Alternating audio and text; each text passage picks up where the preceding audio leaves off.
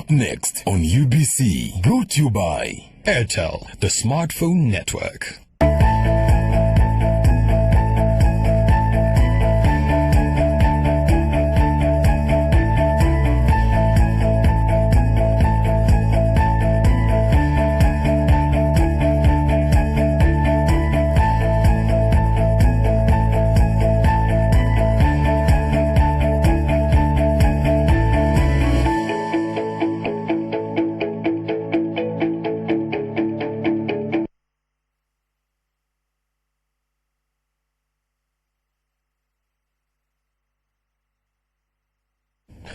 Hello, good morning, and you're welcome to Business Today. My name is Wadulo Mark Arnold, and it's been a very, very fruitful festive season. We just finished Christmas, and now we're waiting for the New Year's. How has it gone so far?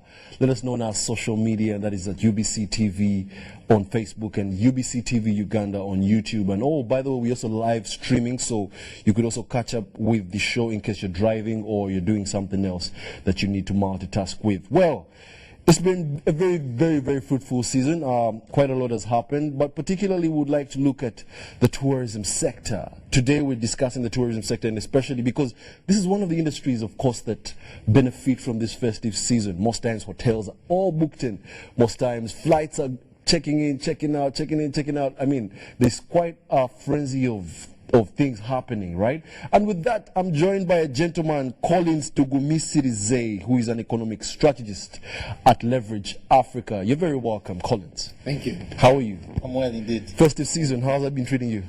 It's been a good opportunity to rest.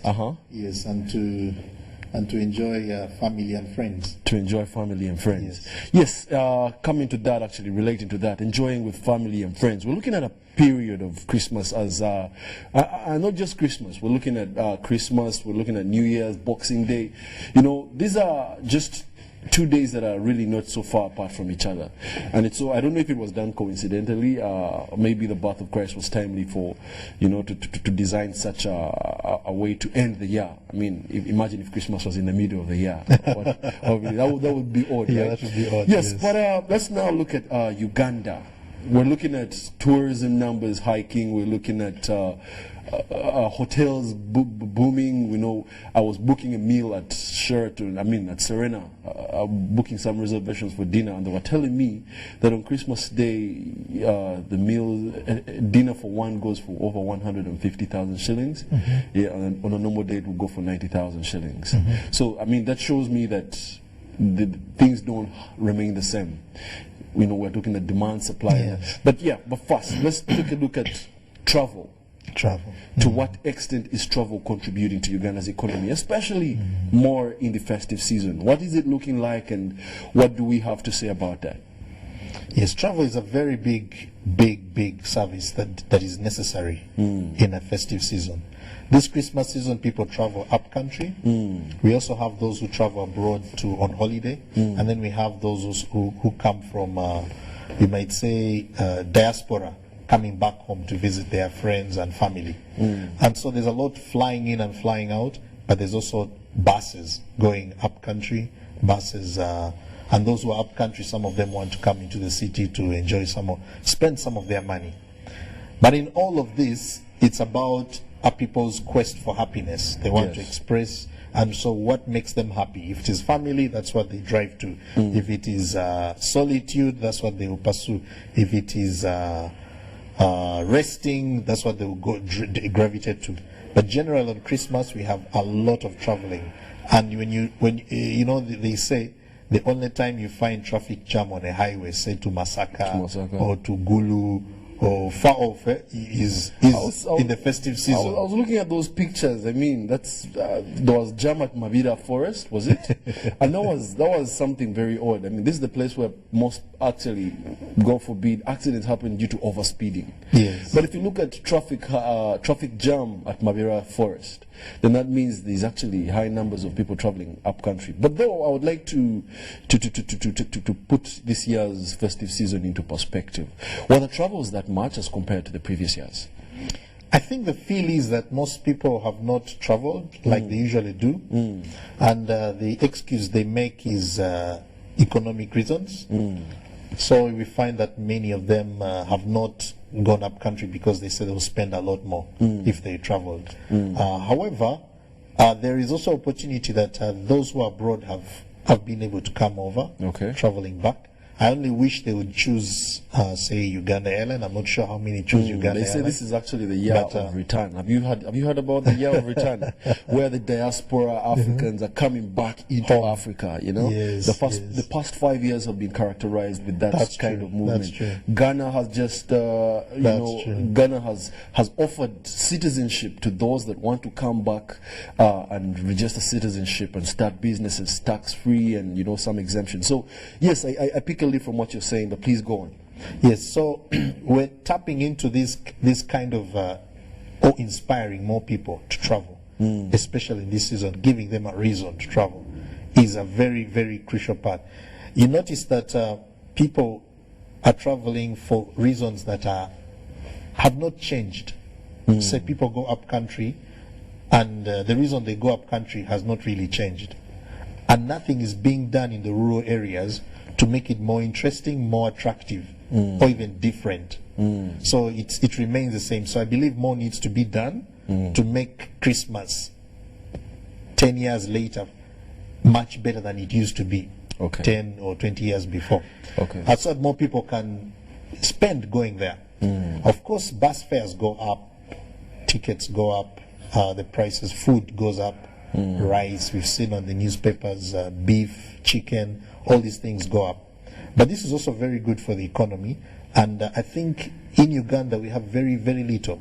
I also noticed that in Kampala there is very little recreation opportunities. There are a few restaurants and then where people can go, hotels, but notice that we don't have places like circus, like dance halls are also few. I probably have one cinema. We have a few more. About 3 cinemas. Oh, 3 cinemas, okay. But you get a feel that there is very little opportunity for family creativity, where adults and children can be together and either go on swings, go on horses, or go around. So there's a lot of opportunity to invest in that area, so that more people can celebrate such festive season in the urban areas as well. Right, we'll get back to the urban areas just in a bit. But now let's take it to the trend of traveling to, the villages. I'd like to look at the economic contribution this really puts to the villages and, the people producing, supplying the soda, supplying the beef, supplying all these other things that are going to be purchased from that side. We're looking at, a certain section of the population, the urban population, moving to the villages and perhaps going to spend there. Yes. It might be cheaper, it might be a little, expensive to travel, but to what extent do you think is this an opportunity for the rural populace to Yes. take advantage of? We're talking, you're from Leverage Africa. Yes. So how can the rural populace leverage this opportunity that usually comes once in a while? Absolutely. It's obvious that rural people should provide things like drinks. There's a lot of alcohol that is consumed. Uganda is still leading in alcohol consumption, so and this is a lot in the rural areas. Yes. So it's a big deal. There is also rural people can exploit the area of accommodation. Of course, when people go up country, they find that they either want to stay at their parents' place. But now, if you have many children and there's affordable accommodation nearby, you can, get into these lodges, and so rural people can exploit that. But I believe where rural people should start taking advantage of is create activities that are so special, cannot be duplicated or found elsewhere in that rural setting, so that when people come, they enjoy an experience that they do not want to live, or that they cannot find elsewhere if they stayed in Kampala or traveled elsewhere. So experiences. That goes without saying, entertainment of sorts. Entertainment, absolutely. Yes. Entertainment experiences. They could be around dancing, a festival. They could be meaningful as well to whoever is there. Meaningful, connected to dressings, colors, whatever, and they can blend it with other cultures and make it really creative and rich, so that people are always light. So people are always looking forward to a particular festival. Okay. If without this, over time, because there's a danger if you don't. Yes. If you don't create such experiences over time, the trend will fade out. yes, and especially the younger generation would not want to go to the village for Christmas, ideally. Okay. So, and that needs to be changed a bit. So they need to be inspired to have reason to go to rural places to experience something that they can't find elsewhere, or even take pride in their heritage or something like that and celebrate. Yes. Okay. Well, now let's bring it back a little more now into the urban setting. We're having, yes, some population flying out. Especially, I was watching the story a few days ago about the Dubai Shopping Festival. They were advertising it, and they were, creating a special theme for especially East Africa. So they have this section in Dubai that is going to be really catering to East Africans' needs and, special things. So that goes without saying that some people are definitely going to go. Yes. The people that, especially those that can afford. Yes, but now let's talk about the flights and travel. Uganda Airlines has been launched this year. Yes. Yes, now, Uganda Airlines is something that has been put in the spotlight very, very much. And it's being, having a history of a failed aircraft before. And now that it's back, yes, how can we leverage Uganda Airlines to make sure that at one point it breaks even? And if not being very optimistic, a little sooner than we expect. Yes, Uganda Airlines has come at a very opportune time because at the moment, other airlines like Kenya Airways, South African Airlines are having a bit of a challenge Yes, Kenya Airways. with their oh my survival goodness. and management. Yes. So Uganda Airlines emerging at this time is something fresh in the big grand scheme of things. We also see that Uganda Airlines has also potential to reduce the cost of travel because it is publicly owned by the state. So if It's this, publicly owned but run as a private entity. yes, And- run as a and- private entity. Yes. Yes, but it tells you that the margins, the cost of travel can be significantly reduced. Yes. And this allows the economic, you could say the middle people, to also fly more often and frequently. Uganda Airlines also has a challenge to overcome the stigma or negative reputation that it has had in the past. Say, having been a rundown, having been a failed company, it has a challenge to prove that we are not the same as that. And it means that it needs to associate with certain faces, like icons. That's one of the ways of branding it. Okay. If you can find iconic people who have a great following, both locally and internationally. And this, once you identify with such people, have their images or they are choosing Uganda Airlines, then it's likely to inspire others to actually give it a shot, especially people who can choose other flights, people who pay first class, who are elsewhere, and yet now they choose Uganda Airline. That can be significant in increasing confidence, trust, because travel is, besides cost, is now also, you might say, something to do with image, is an image. That I was on Uganda, I was on Emirates, I was on this, which is different from being on another. That is, say, I was on Rwanda Air. One things way like or that. another, are you trying to say, because if the cost of travel goes down, definitely then the earnings are going to be a little less than, and then also maybe if we look at the growth curve, the revenue curve, then it might take a little longer to break even. Yes, but then let's take a look at your idea. Let's put it into perspective. We're getting icons to travel with Uganda Airlines, especially those that can afford to travel with another business class or another flight. How do you place the quality of service, or what's the role of the quality of service in leveraging these customers? plays a significant role. It's very important that the service is good. I've traveled on Uganda Airlines. Personally, I haven't, by the way. When I compare it, say, to what is the food given to you compared to Kenya Airways, it's much better. Uganda Airlines food is much better. It's much better, and the Okay. portions are bigger. Okay. So you eat more. Okay. And those are all factors that can tell you that, someone feels like it's worth my money. Okay. Something of okay. the sort. Okay. What Then- are some of the meals, by the way, served on Uganda Airlines? I'm curious. You'll find the chicken, you'll find a banana, bogoya, long one. You'll find, of course, the juice.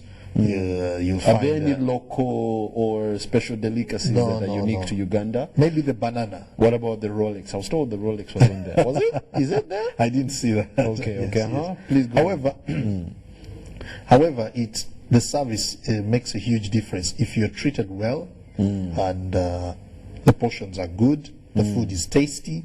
Then you can tell other people about it. And in this area, because say Kenya Airways is struggling with giving a quality, a bigger portion, or South Africa Airline, or say Rwanda Air. Rwanda Air is quite very good on it as well.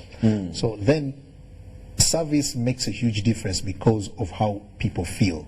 Yeah. When they really feel good, they can talk about it. Now, when an icon makes a compliment, say on their social page, and says, "I enjoyed my flight, my travel on Uganda Airline," that is a big deal. Yes. How they felt. So, for instance, I saw recently the gentleman, Prophet Elvis Mbonye. Mbonye, He yes, took I a do. picture when he was climbing up, going to an Uganda Airline. That's a big deal. That's a big deal. When you look at his social page, you see 500,000 followers. That's So a now, big if in any way he was provoked to say, Bad I service. enjoyed, Oh, I enjoyed. Okay. I enjoyed my travel, then it's a big deal because there are so It many will people who will. definitely influence. Yes, it will influence so many people, and I don't see others taking pictures. I don't see. It's like when I encourage other Uganda, they say, that thing, supposing we crash. But so, and yet at this time, you can internationally, the way airlines are run, travel agencies, it is not easy to fail. It is difficult to fail because you can always borrow resources, human resources available around the world. It doesn't have to be run by necessarily Ugandan. The crafts are new. It's clear where they came clear from. where they came from, So it's not a rocket science. So to get worried about it. About running it and sustaining. When we enjoy flying it, taking pictures, selfies, things like that, we are now sending good vibes out there, and we are encouraging more people to use them. And of course, the key also about flights is bookings. Yes. The flight is scheduled, so if there are two people, it will travel to fly to the other still destination. fly. Yes, but you would like that every time it flies, It's fully booked. as much as possible. Yeah. Now, to guarantee that, the secret of guaranteeing the fully booked is another game plan. Please share more about that. Well, it's again just those ideas that people enjoy the experience. You have icons who are on it, yes. and talking about how they enjoy it, and then the price is also friendly. Of course, there will be a section business or first class if they have another bigger plane. Then those ones, people who want to pay more can go there. But you make it easier for people to come in and out of the country. I must say that that's a very nice idea, and me, I'll just prompt you to talk to the public out there, especially about attitude and mindset change, because I've come to realize that we Ugandans, especially those that really do not fly or move out of Uganda more often, we undermine what we actually have. You know, we are blessed. You know, we are blessed with a myriad of tourism attractions, a myriad of, even the weather itself is something unique. You know, we have a population that is actually very kind and loving and very welcoming. You know, people undermine such small things. We tell them Ugandans are actually loving people.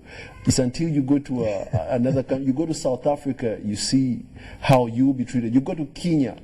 Kenya, I was traveling with the Kenyan, and someone asked someone for a charger, and someone told me you can't get a charger. Actually, we betted. We're like, ask that gentleman for a charger. You see if he'll give it to you. You've seen it, right? And the person didn't give him the charger. You know, so that shows me that yes, much as we have all this, you know, abundance of good stuff, we do not know or do not appreciate what we have. So what would be that best way to help mindset change? And also, maybe if you could talk to the public and let them know how best mindset, to preset their minds to a positive attitude. Yes, some people say that Ugandans are very friendly, but they're mostly friendly to foreigners, sadly, than to their own. Okay. And also, sadly, you don't find Ugandans taking much pride in the fact that they are Ugandan or have something here. It happens all across all industries in Uganda. When a Ugandan is good at something, you hardly find Ugandans really feeling that that is a part of their heritage. That's something they should be proud of.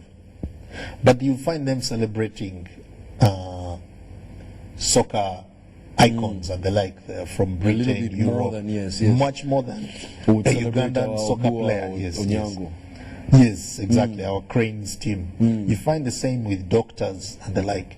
You know, there are some breakthroughs that have been done at Mulago Cancer Institute by Ugandan doctors. You don't find Ugandans really saying that, wow, we are good. And I've had that narrative, Collins. I've heard it a billion times. Yes. Yes. So the thing about this, why Ugandans should appreciate, why we should Ugandans celebrate ourselves and enjoy being who we are, is that if you don't celebrate your people or the gifts in your country, you are actually denying yourself that quality that you're not celebrating. Say, for example, if Uganda is a nation that has rich people, and say they have a negative attitude towards their rich people, now those people will always maintain, say, what you could say, what you celebrate. Let me use this statement.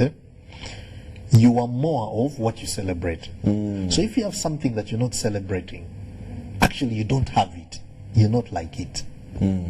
So if you have intelligent people, celebrate them, then suddenly it spreads out, the intelligence spreads out and becomes commonplace. Commonplace. Yes.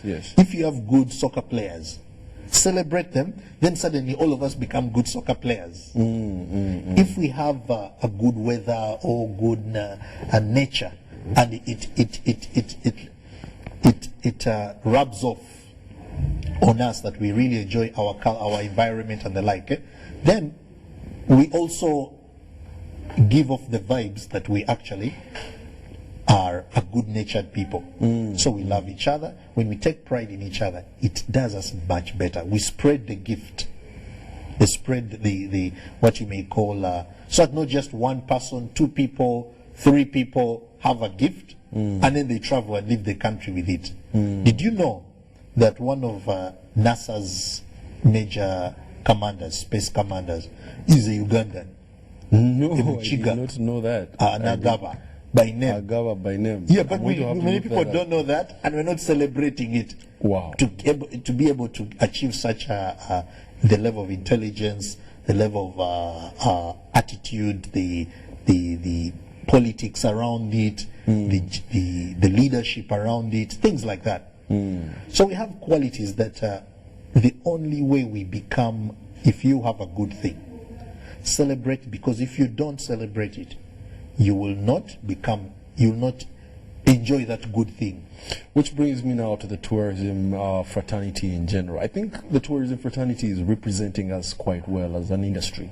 Yeah, I mean, if we're looking at Ugandans, I mean, 1.4 billion shillings in 2017, Dollars, not shillings actually, 1.4 billion US dollars in forex earning. I mean, that's a very big contribution that we must say. That's almost what, 10% of the national budget. I mean, of the revenue, the national revenue. And then we look at what is also being given back. In 2018-19, tourism sector was given 0.01% of the national budget. What do you have to say about that? I mean, as far as support from government. I think I would say some of the biggest support from government would be what we have, like the security. And the second one, if there is a big support, is if the outside population feels that Ugandans enjoy freedom in their country. That perspective matters a great deal. Then a third one is private sector, because when private sector has a lot of liberty to invest and participate in the tourism sector. Actually, when you come to think about it, the tourism sector is predominantly private sector led. Yes. However, you can tell that in Uganda, participation is still very expensive. Yes, it is. In many ways, licenses and whatever it is, it's still very expensive. There needs to be simple ways in which ordinary people can participate. Then I also notice that the tourism has been limited to the animals, the wildlife. The wildlife, yes. Okay, I must say yes, as far as promoting. Yes, promoting is concerned. But you see, when someone comes to the country, more than wildlife, seeing the animals, taking pictures and the like, because these wild animals can be found elsewhere. And South Africa is doing a good job. And Kenya is doing a good job, and some other southern African states are doing a good job at showing the animals, the elephants, things like that. But again, creating an experience around it, that when you come to see the Ugandan animals, there is an experience you will have that you can't find elsewhere. And I For think that's what example, the culture, the gorillas. Okay. The gorillas, okay. We have more gorillas on the Ugandan side than the Rwanda side. But the Rwandans have created a culture, an experience around it, I think, naming of the gorillas. And now you find that people prefer to see the few gorillas that are difficult to find on the other side than on our side. Now, again, experience is much more a very, very critical thing. What do people feel when they are in that place? And of course, according to the report that was launched in September, where they announced that 1.6 billion, again, we are still far from the fact that what CNN said, that Uganda has the highest potential in the world for tourism. We are just attracting about 500,000 people, others attracting 1 million. We could have easily done 2 million. But the areas we are not exploring. And one of the areas I noticed that we are not exploring is the area of religious and spiritual tourism. Like, say, the Namugongo. Okay. In Namugongo, it's once a year. But that could be maybe every quarter. You create an activity around it and then you make it every quarter. Or something like that. So that, you have these loyal people coming in every now and then, in a unique way, for a unique reason, and the like. Because inspiration is now priceless around the world. Everyone is traveling for it. The other, in that report, the minister says that Uganda should focus on conferences, meetings, and to international meetings.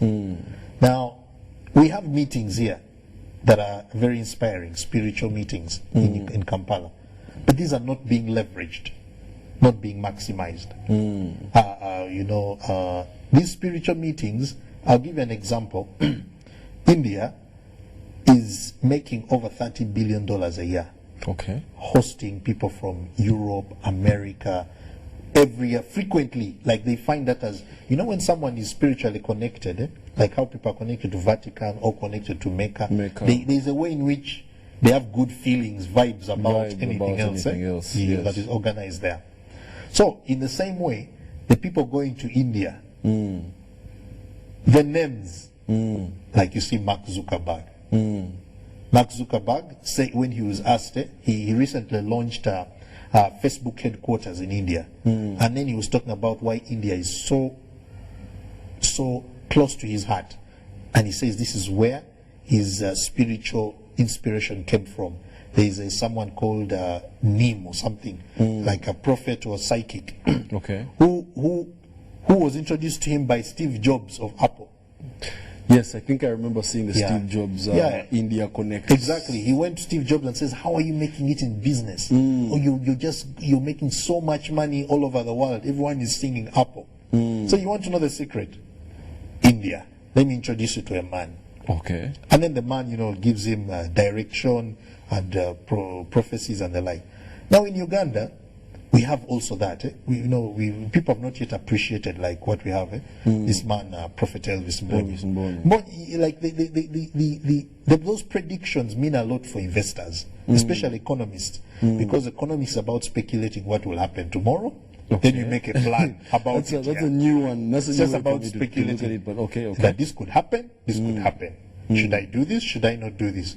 An election is coming here. If Trump wins, we're in trouble. If who wins, we need to shift it like this. How do we prepare ourselves? If Brexit happens, what do we do? We are not things like that. So now, when economists speculate what will happen, and it does not happen, because they have a method they use, and it does not happen. And now, why it's not happening from scientists is because things are now erratic. Like the financial systems in the world, the immigration mechanisms are moving here and there. So it's not certain. Like people would say what Trump is doing, what Boris is like, destabilizing what's happening in Hong Kong and the like. So these factors are very key. And who can now help us tell us what is going to happen, that we may make our plans, investment and the like. Do you think that's a viable? Don't you think that's quite a big risk to take? I mean, why wouldn't we base some of these things, especially on grounded research? I like that. I like that question. You see, when you're a scientist, one of the things you know is how science derives a conclusion. Science is usually, whatever method we use, usually generally starts on a theory. A theory is a belief system that if this is the cause, it leads to this effect. And this is the solution to so therefore this is the method that you develop a formula also. I'm mathematics by background. Okay. So the reason you create a formula is you come up with a theory, a belief mechanism. And that's why science is just basically also a belief system. A belief system. Okay. Now, but there are many things we can't explain in life and the like. And so we call them chance, luck, whatever it is you call them, and the like. And now science has created room where it says there's unexplained things. Either it will point you to what you may say. It will tell you random, that there are things that just happen, random effects also, because they can't explain them. Okay. But religion has attempted to explain those things that can't be explained rationally. Yes. But then again, religion creates a sense of, there's a difference between religion and spirituality. Yeah, so religion religious tourism is big because it's about a culture, a tradition, a ritual. A ritual. Yeah, that's just repetitive and the like, hoping that there will be good luck, a blessing and the like, based on the acts you do. So when people are coming to the shrines, they walk kilometers, so that there's a blessing they get from that. But then spirituality is different. And spirituality is around inspiration. And inspiration and And you may also say supernatural. Revelation or Yeah, revelation or supernatural things. Okay. Yeah, you get a new insight about something you've never imagined before. Okay, okay. And so, this spirituality is the reason why, if somebody, psychics are now a big deal elsewhere, they are able to tell that at the end of next year, this will happen or that will happen. Now, when you have a gift in your country, say of a prophet, and he proves himself, another way of science is, if they're not able to prove the method, they just ask, has there been a pattern of certain effects? So, for example, with Prophet Mbonye, has his prophecies, have they been Come true? Yeah, have come true. So you just give it 3-5 years, then you test and see they are coming true. Then scientifically you can conclude and say, now that means we can count on him to tell us the future. Spiritual tourism. Yeah, and Wow. and now we need to get those guys, Zuckerberg. We need to get those Hollywood guys. When he predicted Oscars, now Uganda Tourism Board takes that and tells all Hollywood, come and we tell you. You see what I mean? Okay. When these Hollywood guys come here, it's a big deal for our tourism. Where will they sleep? Whose cars will they use? Most likely they will now want to identify with. So these are and these tourism. I gave you an example in I don't know if I gave you Nigeria. Okay. The Guardian did a study and said one man hosts foreigners every week, 150,000 foreigners. That's a profit. Which is more than the total number of people who visit Buckingham Palace. What? In a year. Now he hosts them from South Africa, from Western Africa, from Latin America, from Europe. They come for service every week Every week. in Nigeria. Wow. Now, I prefer if Uganda managed to attract 10,000, even 20 or even 50,000, let's say 10,000 weekly to travel into Uganda for service. Now that is better than people coming, 100,000 people coming once in a year. Because it means you're getting people to get more travel, fuel here, services, or accommodation throughout the year. Collins, I must say, spiritual tourism is a very brilliant idea, and I think if we approached it the right way, we could learn how to leverage it quite well. We're also looking at the bill that has been passed this year, the 2019 bill on spirituality and worship. I don't know if you've heard about it. Yes, I have. Yes, I think if the stakeholders are listening to this, then I guess they need to put some of these things into perspective. Yes. That yes, spirituality and religion is not something that is only going to benefit the followers, but it's also going to contribute to tourism one way or another. A big deal. Yes, but let's now let's now jump out of spiritual tourism. Now let's look at the value chain of tourism in entirety. I mean, we're looking at the agricultural value chain because people are going to have to eat. We're looking at the hospitality value chain. We're looking at the places that they're going to be visiting. We're looking at a wide range of how best can this chain, because a chain is best. A chain best works when all the links are strong. That's true. And the weakest link will definitely then destroy the chain. Yes. So how best can we make this chain benefit tourism at most? And when you use a chain, I like the illustration. Because a chain that is only used once a year or twice a year will rust, and you need to replace the chain. So you need a chain that is also rotating repetitively and greased. Yeah, greased, so that is actually active and busy. A lot about economics is that when you have a turn or a repetitive movement. For instance, I saw in that report there was some of the challenges mentioned on tourism was the challenge of getting loyal tourists who can come every year. Now, every year, that's a challenge. Now, if you made it monthly, That would be a significant opportunity. Significant opportunity. If you made it weekly, that would be also a significant opportunity. Because you can imagine food supply. If somebody is having to supply you once a year food, then they go back and they are supplying elsewhere. It's a difficult shift. But if they are supplying you monthly or weekly, then it helps the whole system they are doing, from planting to preparing the food or things like that, like a restaurant or any other venture. So the key would be, besides say spiritual tourism, there could also be international meetings. Yeah, we need to find a reason, and sometimes blending, packaging, because we need to prove we are better than Kenya, South Africa, even Ethiopia in hosting.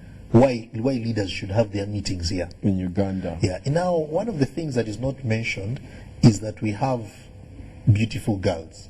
That doesn't come out in the report. It doesn't come out. I think But- that might be one subjective. I mean, a person could say beauty lies in the hands of the beholder or the beer holder. I don't know. But yes, but no, that's not to disagree with you. I really believe we have beautiful girls. Yes, because it's a big deal for tourism. Okay. It's a big deal. For instance, I And then found maybe you also might meet I a talked- humanitarian who would say that is Abuse. Yeah, sexual abuse or sexual okay. harassment. But or- you talk to a tourist guy and you find 3 diplomats from one European country are choosing to retire in Uganda and marry a Ugandan. So besides them being beautiful, there's an experience Ugandan girl can give a foreigner that they can't find anywhere else, even in their own country. Collins. Just even company. Collins, I love that idea. But So- I really want you to distinguish between sexual tourism. Because No, I'm not talking about sexual. yes, I'm not talking yes, about because that. one way or another, I'm talking about company, dancing. I'm Okay. talking about come okay, on, okay. dancing, company, politeness, how conversation. Yeah, just that. No, Because not that's the anything same else. thing. That's the same thing Mr. Chiwanda he first misconception.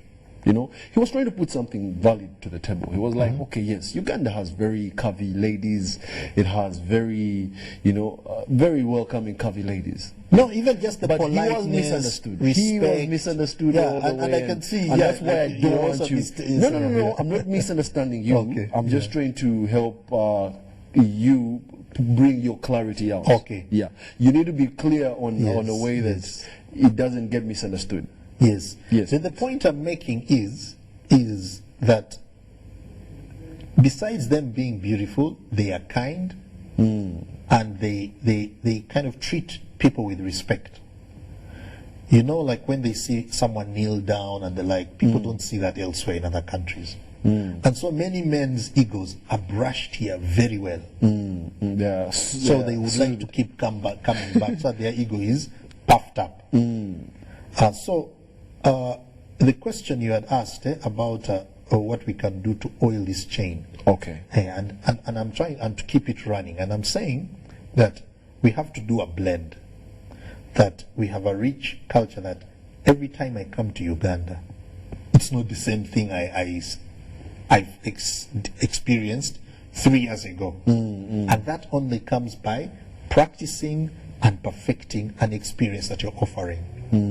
That the more we offer the good treatment of people, kindness, respect, the smiles, the beauty, things like that, the more we're able to have inspiration. So you cannot even separate spirituality from entertainment or other factors. Blend it all. So that someone can go for this experience, that experience, that experience. And then it means it's like a cocktail. Okay. Yes. So that if someone, because animals are in other countries, but we have also nature in waters, a climate. So that kind of ecosystem, if we can also package it in a way of the dishes, and you can imagine eating a meal with who? Alone. That was a good Ugandan meal. No, you need to people around. dancing, things like yes. that. It's a whatever. together. It's a together thing. Actually, you can. Yes. It's very hard to experience tourism as alone, Yes. unless you're backpack tourist. You've heard of Yes. backpack tourist? Yes, A person who just packs his bag and just goes. Public means he goes here alone. Yes, I think that's also something that actually I really think backpack tourism is one thing that can be leveraged. It might not bring in the figures as much as it should, but it should be leveraged for Ugandans traveling within Uganda. A person going to experience a different culture, I don't think you might need to have a big group of people with you to have a mindset change or environment change or something. I could pack my bag and go to Karamoja and spend a week in Karamoja. I may not even sleep in a hotel. I might find a home, friendly person. I supply them with some few supplies here and there. And I think that's something also that needs to be looked at. And again, backpack tourism. You see this the game parks and culture, climate out there that people go to experience. The reason you need some inspiration to it is Ugandans don't wake up and say they're going to see animals. So there needs to be something done around those animals that also inspires that when someone goes to meet the animals, there's a story they hear that inspires them in a certain way. Or there's an activity. An activity, yes, around it, yes. The animals. Yeah, like, there's maybe certain characteristic of a lion. A lion. So when you go to see a lion, by the time you leave the game park, you feel as brave as a lion. And let me tell you something I've noticed in the mind of a tourist. Most times in the mind of a tourist, he is ready for you to blow him away. Absolutely. He is ready. He or she has come with an open mind. Yes. They're like, I've gone to this place and blow me away. Excellent. Yes. And if you end up just telling them this is the lion, The lion, yes. this is a lion, this is a zebra, this lion was born this year, this year and all that. I think that's also one thing our tour operators need to put into Absolutely. mind. These people are waiting for you to blow them away. I was watching a cartoon. I like that. I was watching a cartoon. I'm a big fan of cartoons. Yeah, it's called the cartoon is called Forget About It. And there was this gentleman who was promoting the tourism of their environment, but he was lying all the way.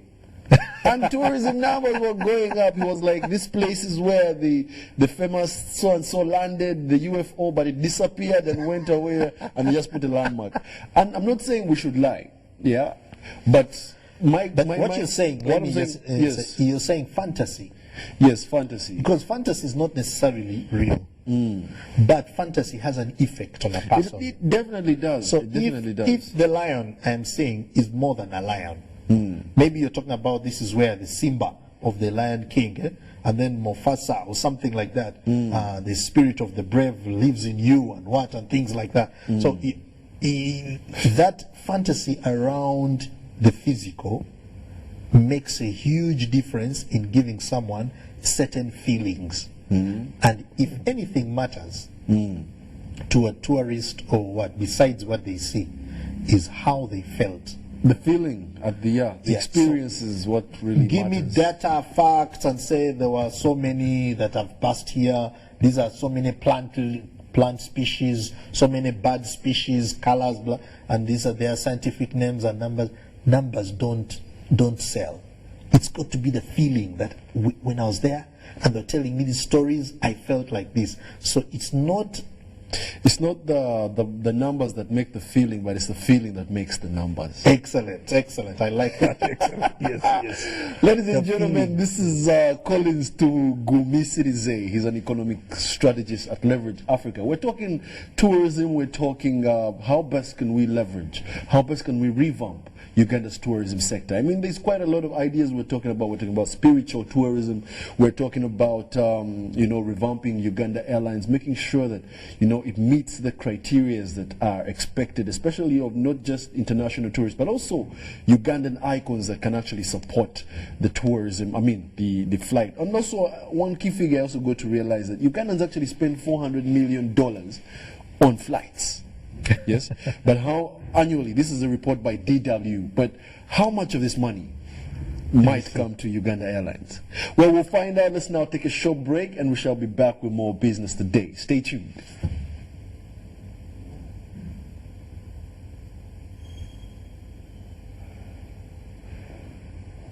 That's a good statistic.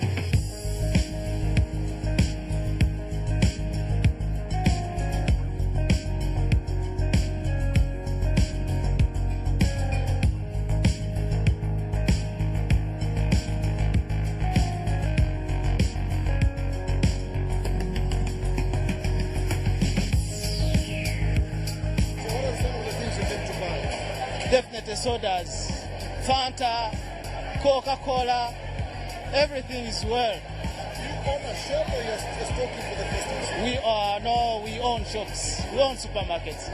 Yes, It's a fair deal. very good deal. Some people, but there's some people.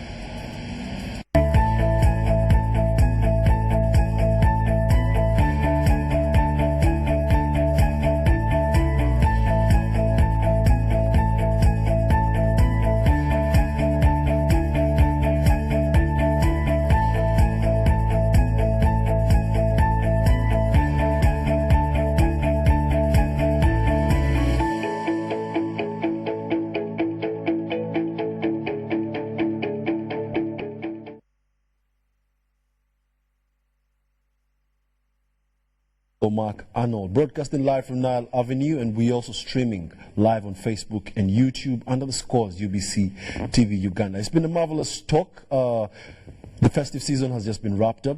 We're getting into the new year, and what are you preparing for the new year? What is it for you that is going to change your earnings in 2020? What is it? Would you start a business? Would you be doing something different? Would you be starting to pay your taxes now that you are breaking even or so? I don't know.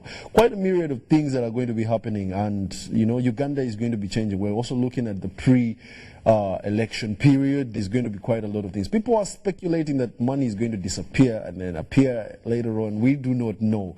But for more news, tips, and other things, please stay tuned to Business Today, Monday all through to Friday. My name is Wadulo Makano, and thank you for being a lively audience.